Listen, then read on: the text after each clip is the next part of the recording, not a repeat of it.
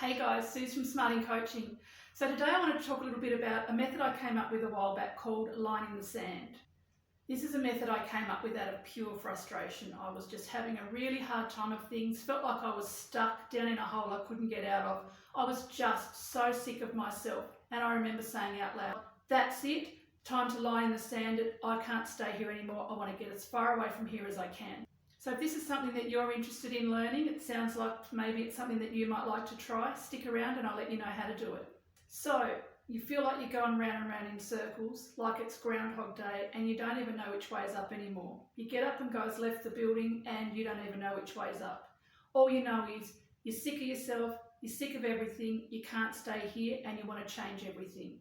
And this is what you need to do to help yourself get out of that rut and get yourself back to moving in a positive direction. So the first thing that I did when I decided that this is what was going to happen, I was not staying here, I needed to sort myself out. So I actually envisioned myself drawing a line in the sand in my mind's eye, and I saw it. I walked down onto this beach, I walked down to the wet sand, I drew the biggest line with my finger across the sand that I could. I looked at it, turned around with my back to the line, and saw myself walking right away, upright, like marching on a mission, girl on a mission.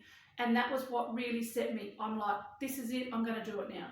I think once you really get sick of yourself and you get sick of your circumstances and you realise that nobody else is coming to save you, you get that way that you get so determined that you just really decide this time it's it, and that's what I did. So now that you've decided this is what you're going to do, how are you going to start it? Well, the best thing is to do a clean slate. And so what I did as number 2 was I found new things to occupy my mind with and occupy my time with. So I found new music that was completely far away from whatever it was that had brought me down into that hole. No like music that reminded me of a person or a place or a thing. No sad and soppy things, nothing like that at all. I got some really good tunes, some things that were really uplifting. And I also found podcasts at this time. And that was one of the best things ever because I could find uplifting positive things. It was brand new, so my mind and my body were excited. It was something that I looked forward to every day, and it was fantastic to have something to look forward to instead of just getting up and having the misery that I'd had for the weeks that I'd been down in my hole. So I made sure that as I went about my day, I had the new music playing, I had the podcast playing, all the time I had something playing. Something that I knew I could control, that it was there, and I could make sure that the mood didn't drop. I also found that this was really inspirational and it really got me getting around and doing things and feeling really happy. And it took my mind off everything because there was so much new music, so much new information coming in the podcast that it gave my mind something else to do instead of just ruminating on the problem and going round and round the mountain. It was also at this time that I discovered some new hobbies. One of the best things that I did was to start doing jigsaw puzzles. This was absolutely amazing. Top that off with all of the new music and all of the podcasts that were playing in the background. I had a puzzle and they were 1,000-piece puzzles, so they weren't little. And I would set them up on the coffee table in the lounge room, and that would be my central place. That was my place where when I had my coffee first thing in the morning, I could go and do some puzzle. And that would get me off on a positive little note. It would stop the sitting there drinking my coffee thinking about my problems. But it also gave me things through the day to look forward to. So I could go back to that puzzle and do bits and pieces as I had a break. And again, it gave me something else to think about, and it was great to have something to look forward to after days and days and days of feeling miserable. So the next thing that I did was I got a timer and a pad and paper and sat on the kitchen bench.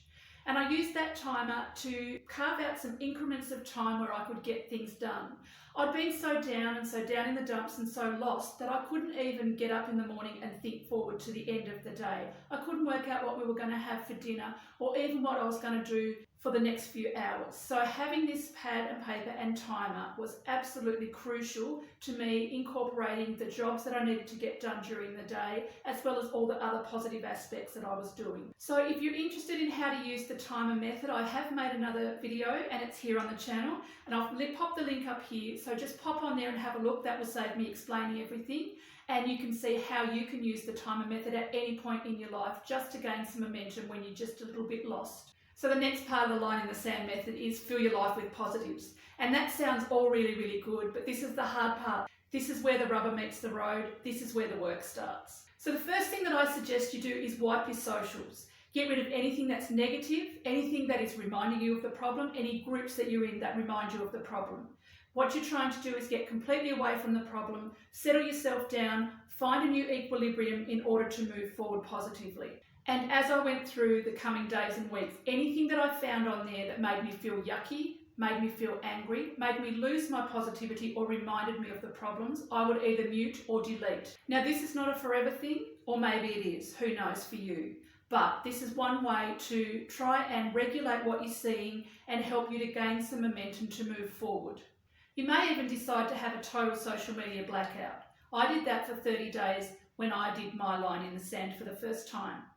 I found having no social media was really strange in the first couple of days, but once you stop going to pick up your phone 700 times a day and you immerse yourself in your new puzzles or your podcasts or even going for a walk now that you're feeling a little bit better, and I just didn't realise how much social media was ruling my life.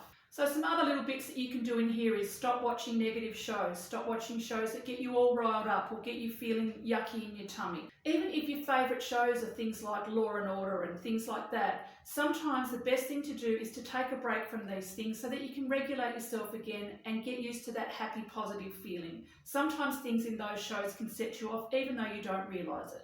Don't attend gatherings for the month where you might be, where it might remind you of your situation or where people involved in your situation may be.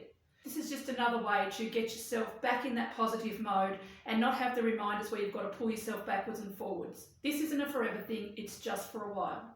I also suggest, as hard as it is, don't stalk the people that are involved in your problem and let family members and friends know that you don't want to be knowing what's going on in their life or what's happening. This can help you get a total break from the problem, and it can also help you find solutions in your own mind, in your own time, when you've calmed down from everything that's been happening in your life as you start to get yourself moving forward again. Another great thing that I did during this time was I got myself a really great catchphrase to say when I found myself going back into old thoughts, thinking about the problem, or when I found myself getting negative. I would literally stop myself mid-thought and either think or say out loud to myself, "No, Suze, we're not doing this anymore. This isn't the way." That would stop me right then and there, and that would remind me, this is not what's helpful right now. We aren't doing this anymore. And I found that a lot of the things that I was doing, the ways that I was thinking, the looping thoughts were just habit. They actually weren't anything that was useful or anything that I wanted to entertain anymore. And the last thing that I found really handy when I decided to line in the sand my moment was to do things that make you smile. So I started to do things like watch comedy movies, really find things that made me happy. What did I like? I loved going to the beach. I loved to go out and look at nature. I loved butterflies.